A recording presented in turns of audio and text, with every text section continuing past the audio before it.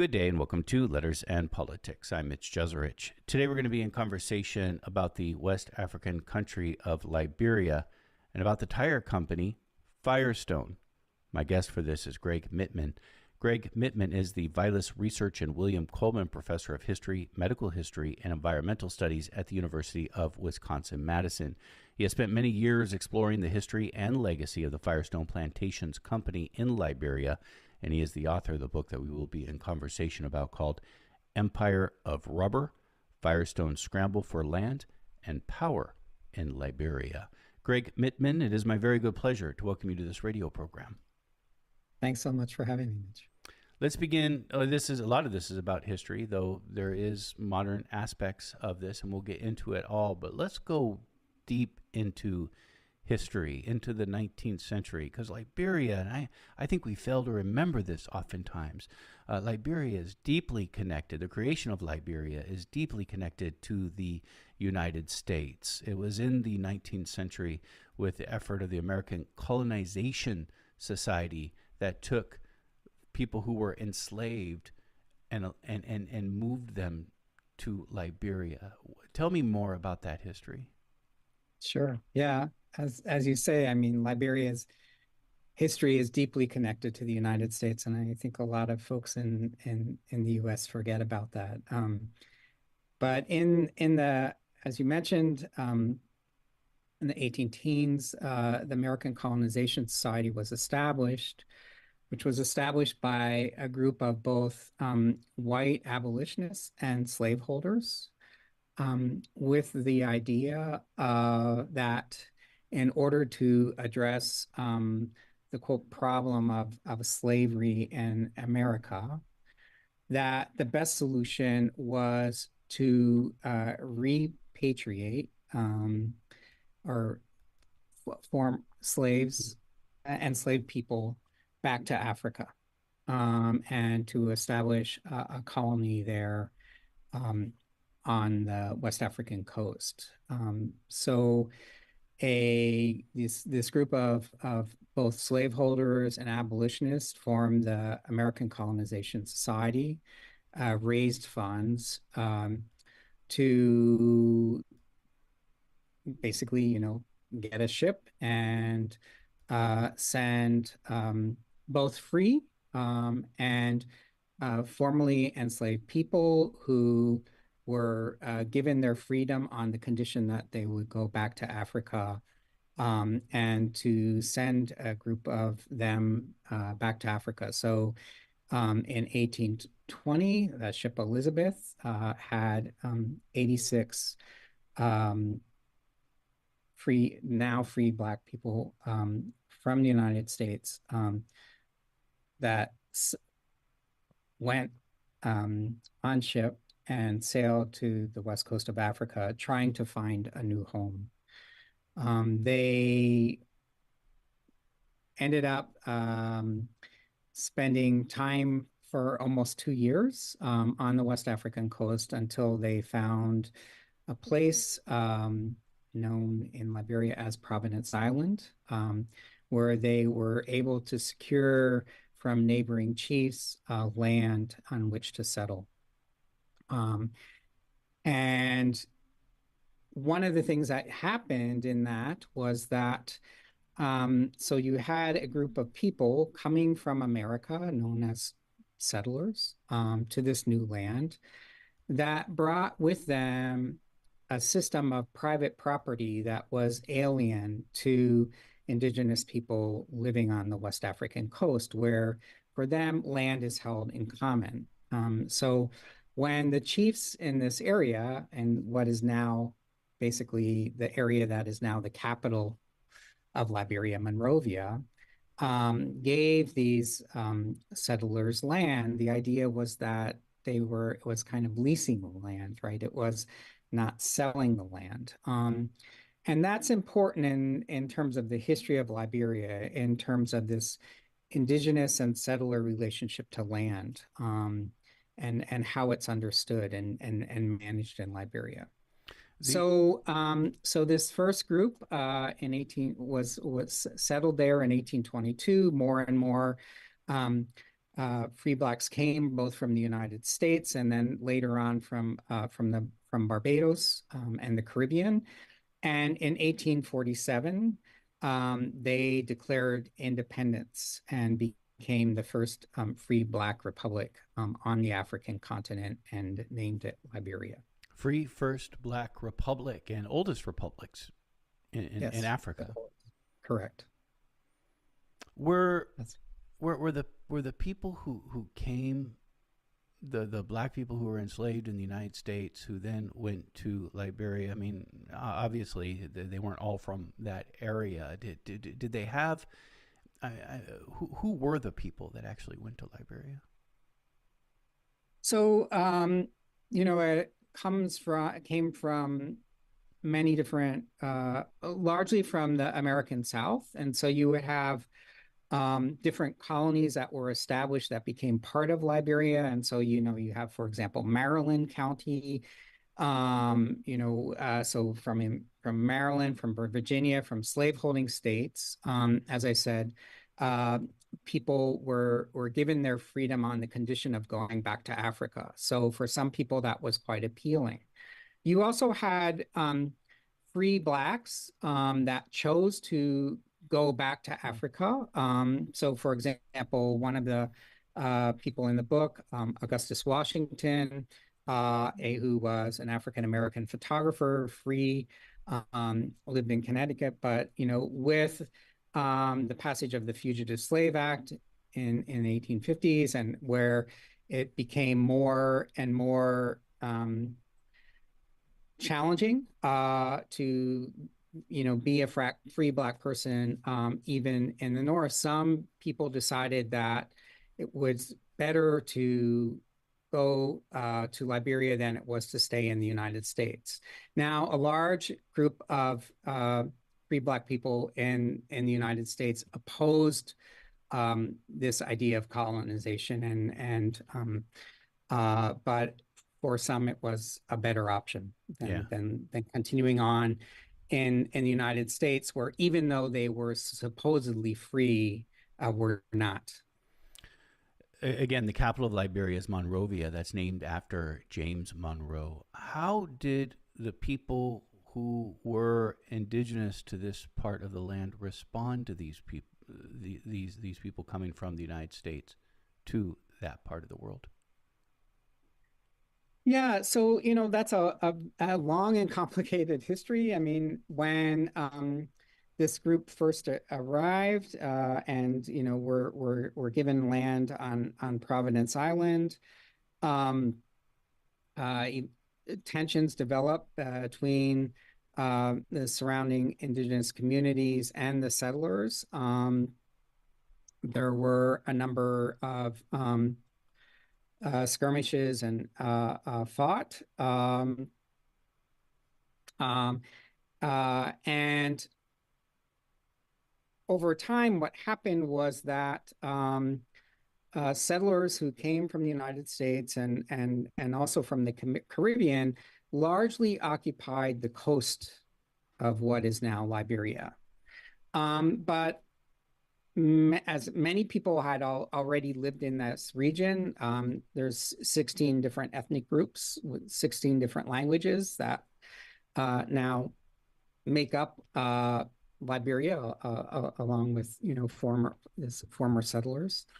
And so for a long time there was this relationship in which indigenous people largely occupied the interior, settlers largely occupied the coast. There was trading.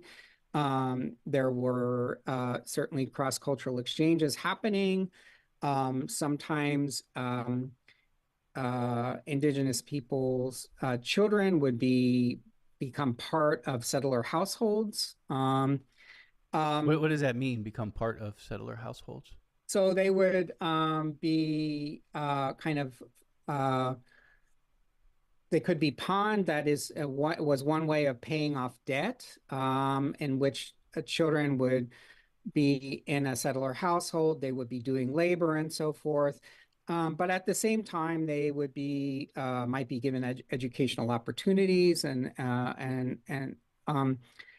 so one of the things that one sees is that although there's these tensions between there are these indigenous settler divides, there are also these cross-cultural exchanges that are happening throughout its history. This the settler class became the ruling elites in Liberia, and they ruled the country until a coup in Liberia in 1980. So from 1847 to 1980, Liberia was largely ruled by Liberia's settler class. Is it? Um, and And they're in known the as Americo-Liberian. well, Is that? I mean, that's that what I is a found. term, yeah. So that historically is a term that was largely used by U.S. academics and historians in describing this settler class. A lot of Liberian historians now reject that term Americo-Liberian because they see it as really one that was used in a derogatory and denigrating context, Mm. and also particularly in the post-Civil War context of Liberia, that's really aimed at really peace and reconciliation. Uh, One of the things that Liberian historians have been really paying more and more attention to is actually these cross-cultural relations between the settler and indigenous um, that occurred in the 19th and 20th century, rather than these deep divides that have been so accentuated in the writing of Liberia's history. Liberia declared independence on July 26, 1847, but the United States did not recognize Liberia as an independent state until really the Civil War began. That's correct. So Liberia's independence was not recognized until under Lincoln in the 1860s. And so as a result of that, a lot of the trading relationships that develop in Liberia are with European nations. So Great Britain, right? And you have Sierra Leone, right, which was founded as a British colony for in under a similar kind of guise of repatriation of slaves back to Africa, as well as by the latter part of the 19th century, Germany. And so Germany and Britain become uh, Liberia's greatest trading partners in the mid to late 19th century. And this would be of interest to the United States. It's very much of interest to the United States. So when the scramble for Africa happens, and basically Africa is carved up among these European nations, one of the things that is very challenging to Liberia as this free Black republic is that it's surrounded by European imperial nations, so Britain and France in particular, that are always eating away at its territory. So its sovereignty, as a nation, is threatened during this colonial period, and that's one of the things that brings America more and more into the fold in that story. Talk to me about rubber. Rubber is a key part of this story. When does rubber become this great commodity? So rubber becomes a really, really essential commodity in the late 19th century and then into the early 20th century. Rubber initially, rubber grows naturally. It's a latex. It's produced by different kinds of plants as a defensive mechanism against insects. Really interesting how that works, right? I mean, Yeah. once it hits air, then it sort of Once it hits air, it coagulates. So, so that it becomes a sticky substance that traps insects that are trying to eat the plant, right? yeah. And so there's many different plants that produce latex, but there's one plant and one tree that produces latex in large quantities, and that's known as Hevea brasiliensis. So it's a tree native to South America, native to Brazil. But in Brazil, um, you can't grow it plantation style because of a fungus. And so if you grow these trees too close to one another, they become vulnerable to this fungus.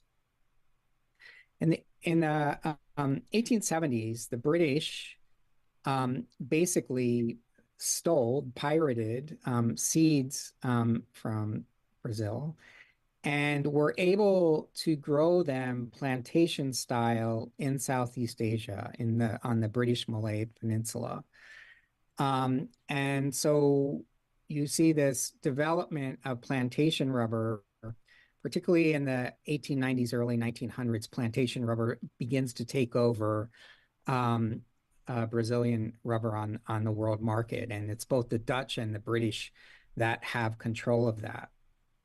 The challenge for the United States is that by the 1920s, America owned 80% of the world's automobiles and consumed 75% of the world's rubber, because one of the major important parts, right, of an automobile is tires, and tires were made of rubber.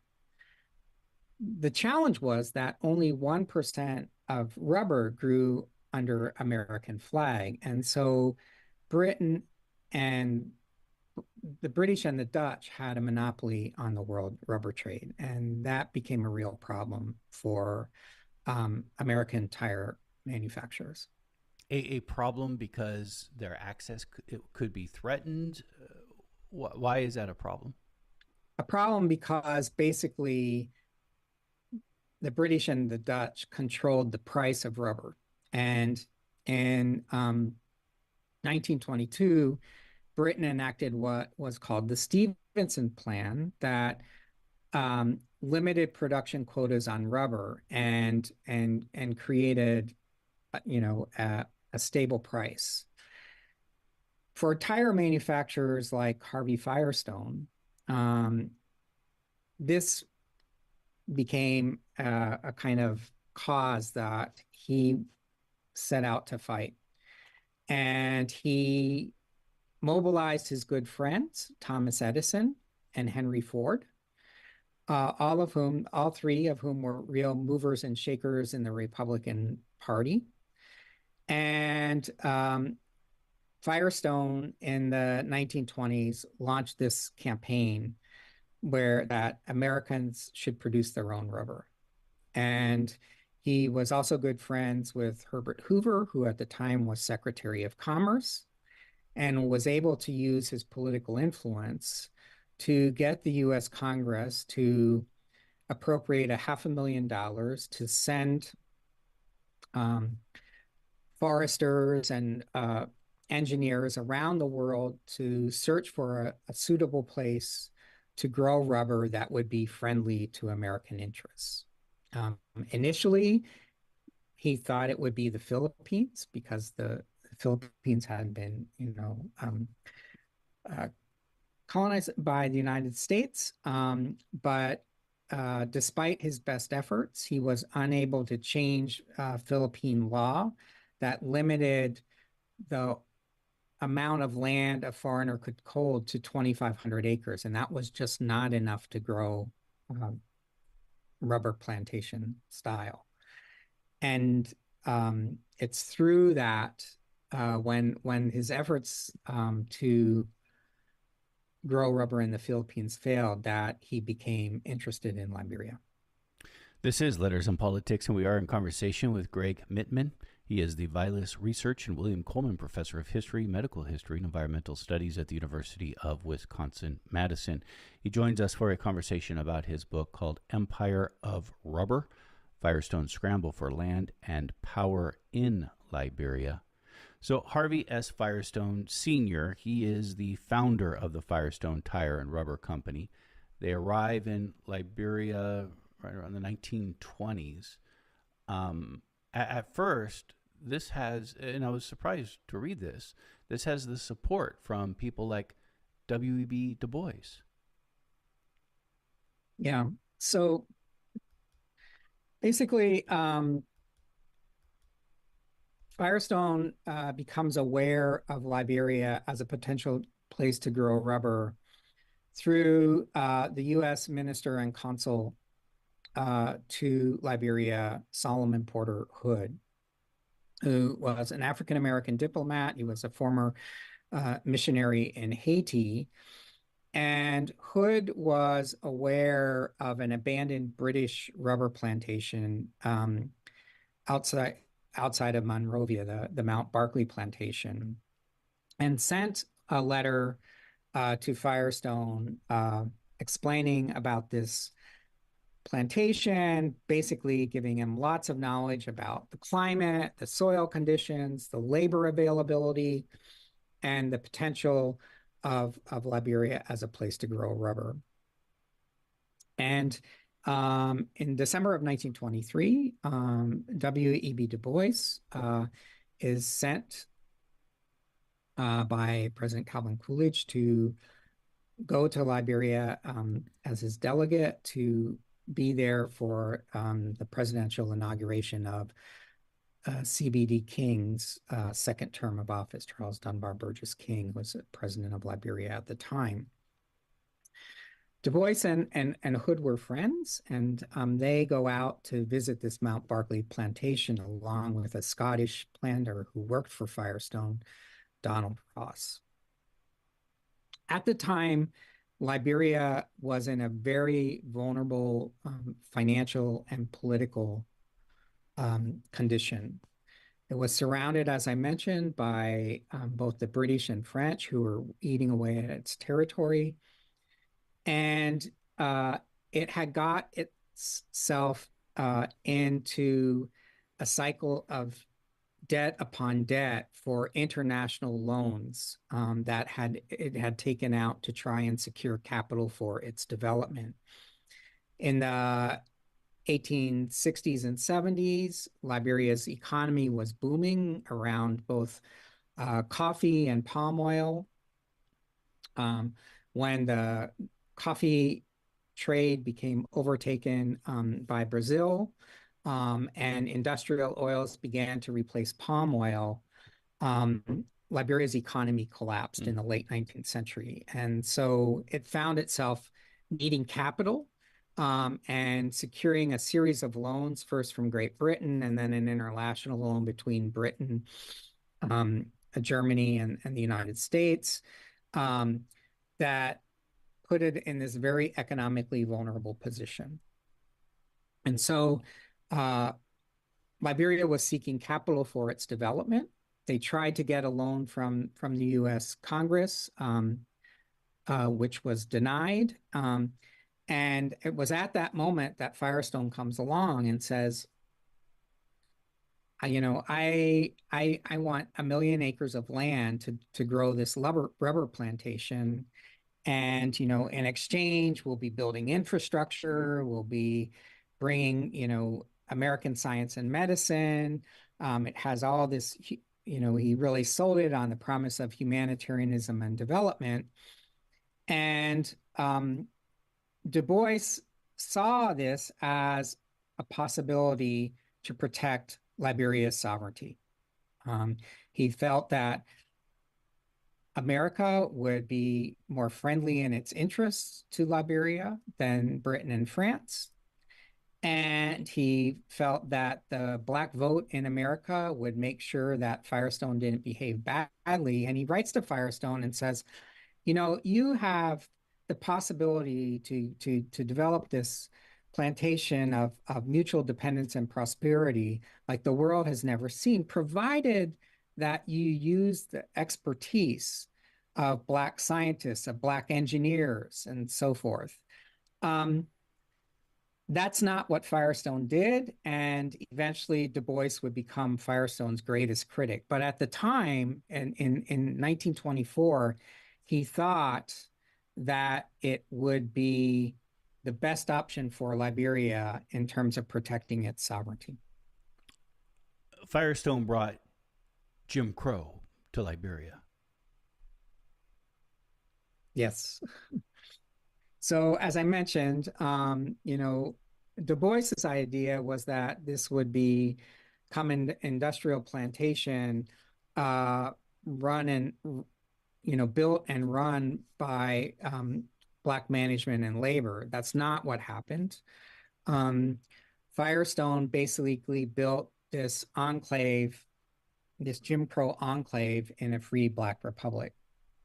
So by the 1940s, when the US is cut off from Southeast Asian markets because of the Japan invasion of the Malay Peninsula. At the time, 90% of the world's rubber was coming from British Malay and the Dutch East Indies. And when Japan takes over those territories, it creates a very vulnerable position for the United States because rubber is also very important to war. And as a result of that, Liberia's importance becomes political importance, really rises for the United States. So they establish a military base there, partly to protect the rubber plantations. And it's boom times. So 30,000 laborers are working on the plantation under a white management workforce of 125. And so you have this very segregated system of labor that develops. You have one of the things that Firestone provides is healthcare and housing to Liberian laborers, but that itself is segregated. The schools are segregated. So you have this very exploitative system that develops. Segregated how is it segregated? Is it segregated by white Americans who come to Liberia to also work for Firestone? Is it segregated by the sort of the settler elite class and indigenous people to the region? All of the above? So it's a bit of all of the above. So the Liberian workforce that works for Firestone is largely indigenous. In the agreements that were set up in 1926, Firestone had a quota system where each of the chiefs had to send a certain number of people to go work for Firestone. So, it's depending on who you talk to, some people will say, their parents who, their fathers who came to work for Firestone were there under the conditions of forced labor. Other people say, no, they came to work for Firestone on their own free will. But it was largely Liberia's indigenous population that is working there as tappers, as machinists, and etc. Management is exclusively white until the 1960s. White management has a separate housing, very nice housing conditions on the plantations, compared to the workers whose housing was often in low swamp-lying areas, which were not suitable for planting rubber trees. The hospital, as I said, was segregated in terms of although people had access to care, it was different qualities of care for white management versus Liberian labor. The school system was segregated. So the white management had their own school system that was separate from Liberian laborers who were able to send their kids to school there as well. And in fact, it became so problematic that in 1958, the Liberia legislature had to pass an anti-segregation bill that prevented these American companies from establishing Jim Crow enclaves in Liberia. And because by the 1950s, not only was Firestone there, but so was B.F. Goodrich, and you also had American mining companies where these similar Jim Crow enclaves were established. How about the people who were descendants of the settlers? So one of the things that happened, I mean, this was really savvy on Firestone's part in terms of getting buy-in from the Liberian elite, is they set up a system where they would provide free rubber seedlings to Liberians to grow their own rubber plantations. And then they would guarantee to buy that rubber back at wholesale rates.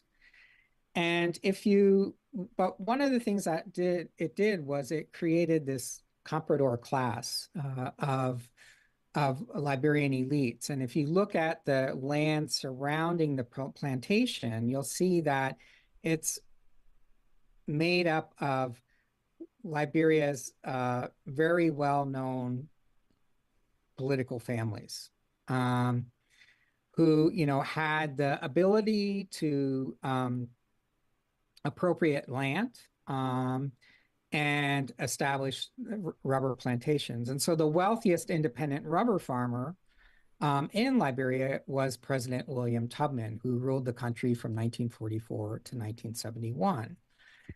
And that really benefited Firestone because during the 1950s and 1960s, when we see an increasing number of strikes happening on the plantations for better wages, for better housing conditions, for better health care,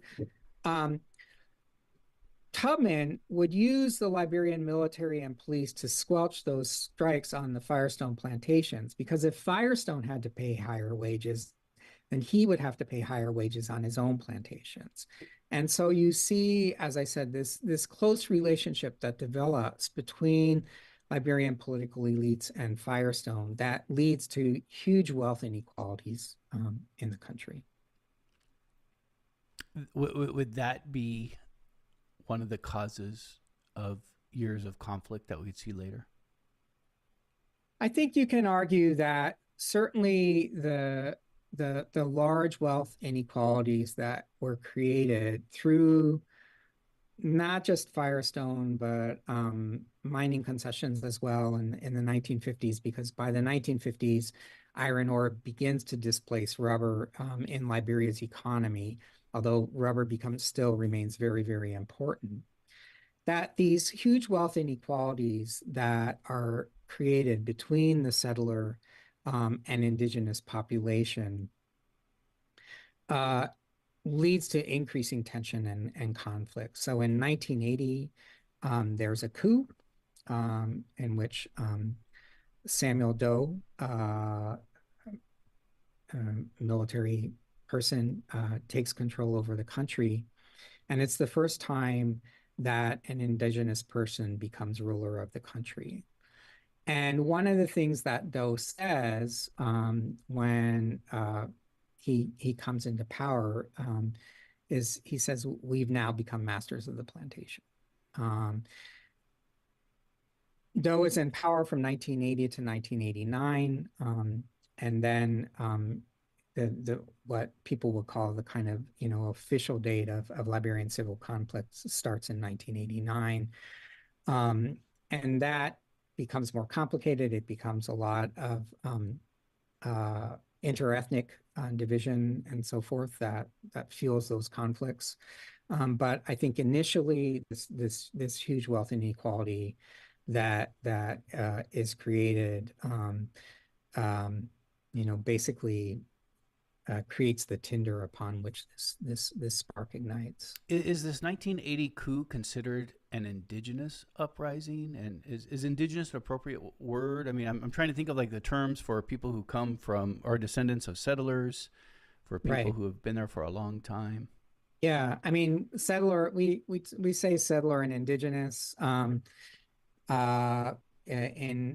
Liberia.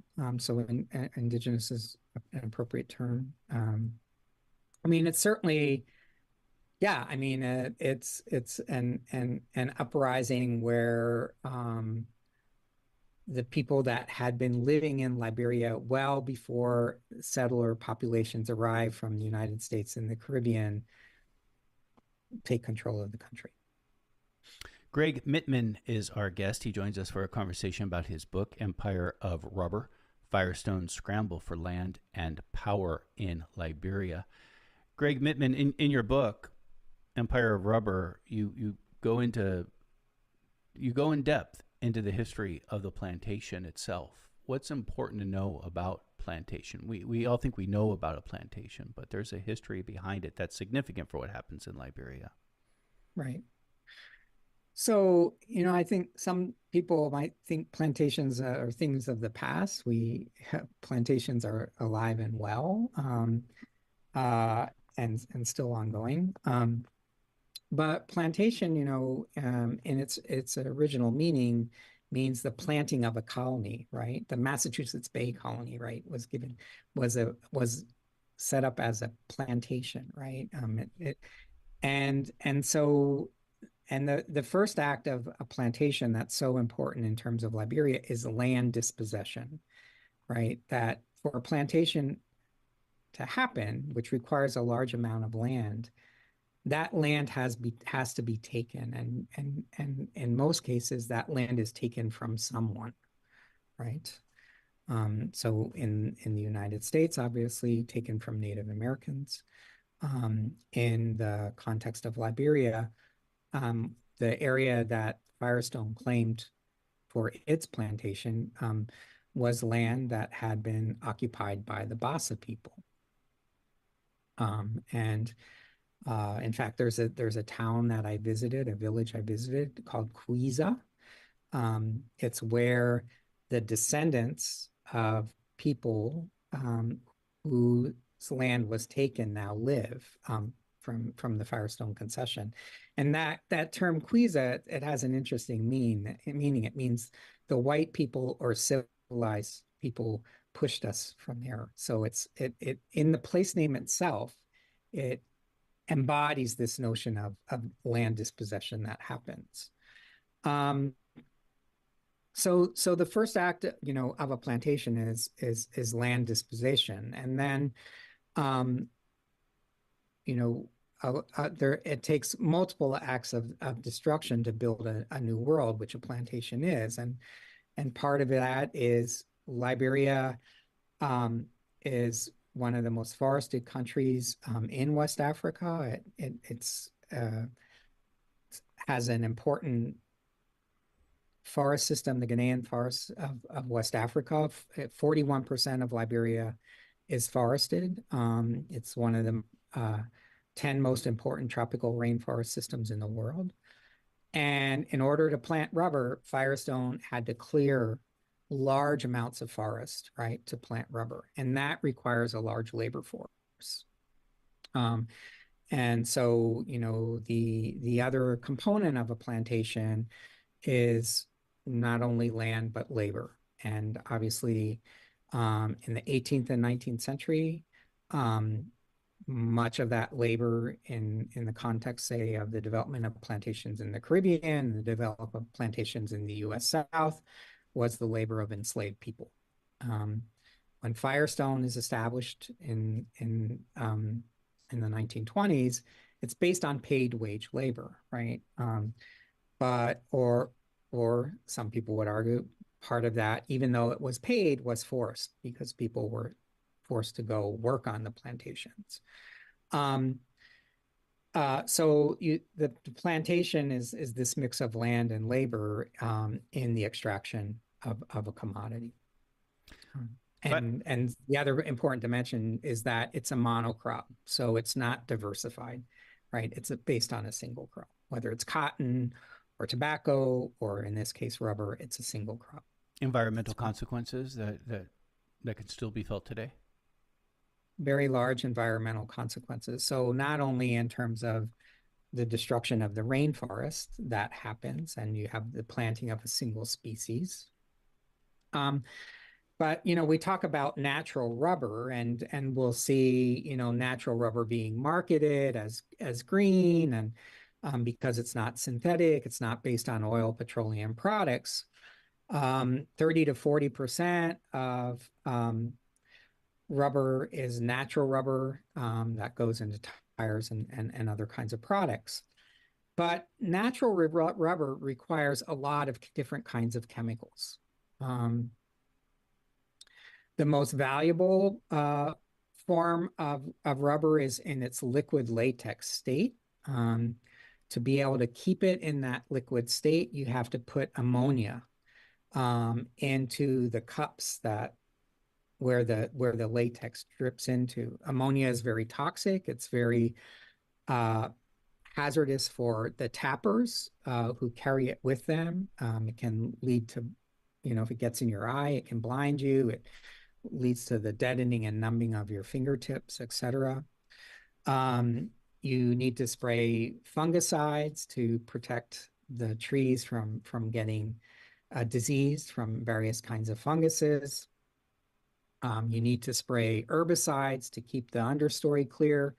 So there's, this toxic soup of chemicals that are needed to sustain this natural rubber plantation that don't only stay on the plantation, they also flow downstream, like in Firestone's case in the Farmington River, that affect communities downstream. So yes, many different kinds of environmental consequences. Firestone did provide to its workers free education and free health care. However, with the healthcare aspect, it also conducted experiments, health experiments with their workers. Yeah, so one of the greatest impediments to Firestone in terms of the success of its plantation was disease, both diseases that affected the rubber trees and diseases that affected the labor force. And so being able to manage and control those diseases was important. And in Liberia, the biggest one was malaria.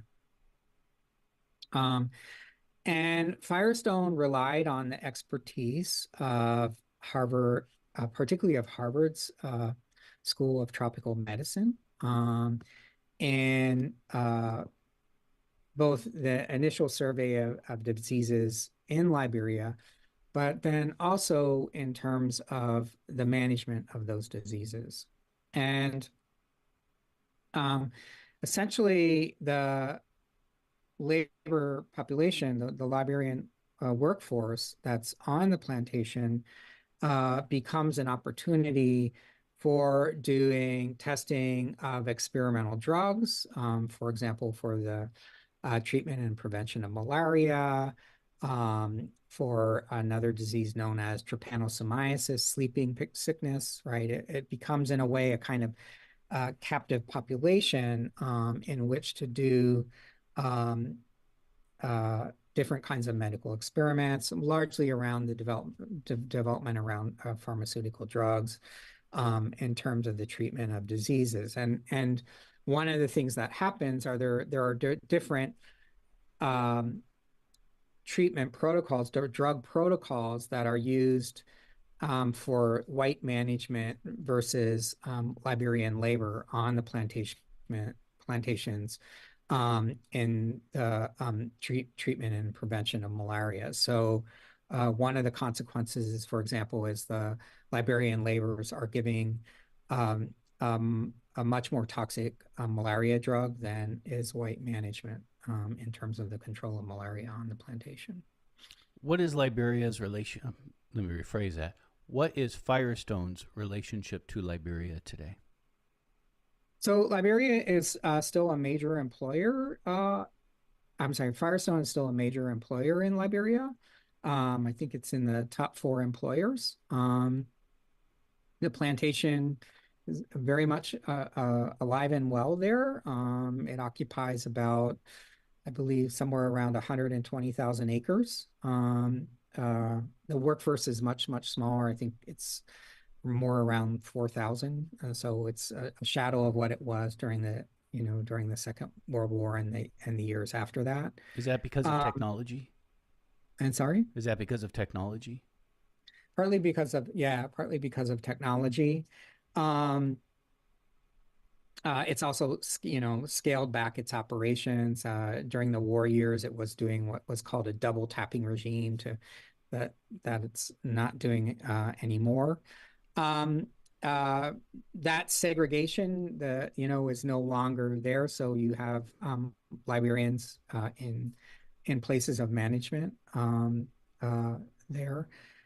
So it's still very much a part of Liberia's economy, as is independent rubber farmers are also very much a part of Liberia's economy, and that's very much expanded outward, beyond former political elites to smallholder farmers that will grow small amounts of rubber as a cash crop, uh, for for monetary reasons. It is interesting to think about the power that Firestone would achieve in Liberia, considering, and correct me if I'm wrong on this, but I believe when Liberia formed in its constitution, it explicitly would not allow a white man to become citizen of the country. Right, and that's still the case today. Um, Nor can whites own land in Liberia. So, Liberia, Firestone was granted a concession for up to 1 million acres of land, which it paid 6 cents an acre on, uh, and for a lease of 99 years. So, and this is one of the legacies of Firestone in Liberia is the development of a plantation economy where you have this foreign direct investment happening by these multinationals who secure large areas of land, not just for rubber, but now largely palm oil, and lock that land up for 65 years, 99 years. Why is that an issue? So 50% of land in Liberia today is tied up in multinational concessions. Why is that an issue? Because most of the people in Liberia depend on agricultural livelihoods. And that land, the land that is taken in those concessions is land that they previously used for farming. It was land that was held in common. And women are largely the farmers in Liberia. They grow cash crops to send their kids to school. And when you take away that land, you're taking away their livelihood. And so one of the really positive outcomes that happened is in 2018, a Land Rights Act was passed that recognizes customary rights to land for the first time in Liberia's history, that gives local people more empowerment and say over the use of that land.